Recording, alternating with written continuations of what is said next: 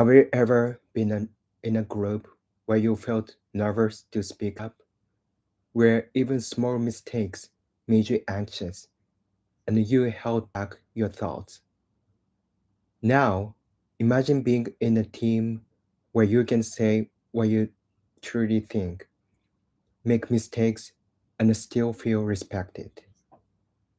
Which of those two teams do you think performs better?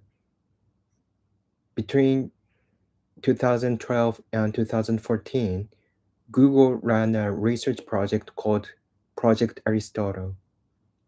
The goal was to uncover what makes a team truly effective.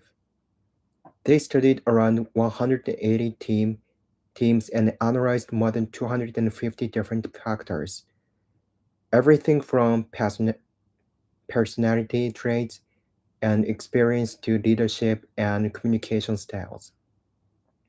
Surprisingly, they discovered that the most important factor wasn't skill, intelligence, or experience. It was something much more subtle and human psychological safety.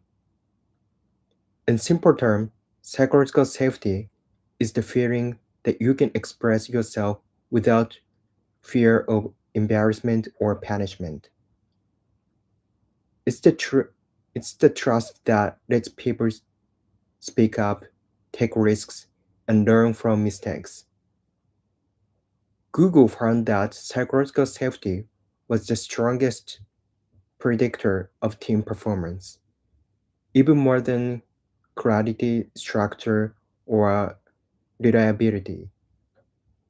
When people feel safe to contribute ideas, to admit when they don't know something, and to challenge assumptions, creativity and collaboration naturally rise.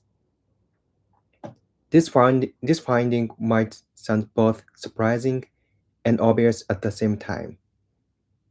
We often assume that top performance comes from technical excellence, especially in a company like Google, filled with brilliant engineers. But the research showed that skill alone isn't enough.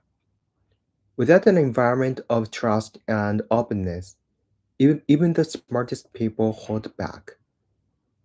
And that idea resonates beyond the workplace. Think back to your school days. Maybe you are in a class where mistakes were laughed at, and you learned to stay quiet. In contrast, when the environment was kind and open, you probably asked more questions, learned faster, and felt more engaged. That's psychological safety in action. Humans learn best when they're not afraid to fail. As athletes perform better when relaxed. Artists create better when they are not paralyzed by fear. And teams, no matter how skilled, achieve more when members feel safe to be honest and imperfect. In practical terms, this means we should focus not only on improving skills but also on being the kind of, of person others feel safe around. As one business leader once said, when people are asked who who they want to work with, they don't say the most skilled person. They say someone I feel comfortable with. That perspective changes everything. You can build psychological safety by doing simple things, like asking honest questions, even when they seem basic. When one person dares to ask, wait, what does, what does that mean? Others often feel relieved, realizing they weren't the only ones confused. That's how safety spreads. Psychological safety isn't just a workplace issue.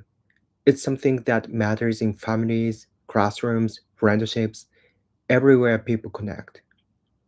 because only when we feel safe do safe do we grow, learn, and bring our best selves forward.